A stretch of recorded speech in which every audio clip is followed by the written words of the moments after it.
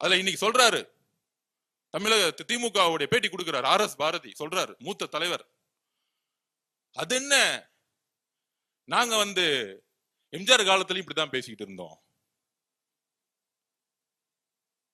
கலைஞர் காலத்திலும் அப்படித்தான் பேசிட்டு இருந்தோம், ஏன் அம்மா ஜெயலலிதா காலத்திலும் அப்படித்தான் பேசிட்டு இருந்தோம், ஐயா எடப்பாடி காலத்துல அப்படித்தான் பேசிட்டு இருந்தோம்.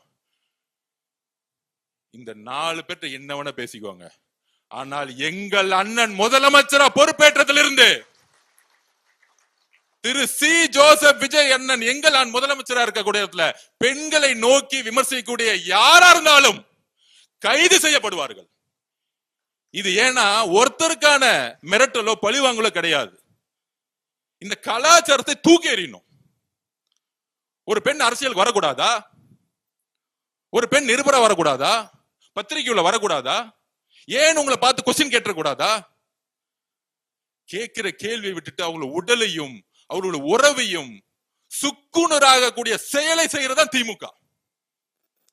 அப்ப அண்ணா பேசிய சமூக நீதியும் மாநில சுயாட்சியும் தூக்கி எறிஞ்சு இன்னைக்கு ஆபாச நீதியாக ஒரு எதிர்கட்சி தலைவர் உட்கார்ந்துட்டு இருக்காரு. இனிமேட்டு அவர் ஆபாச நீதி தான் கூப்பிடணும், உதயநிதி கிடையாது.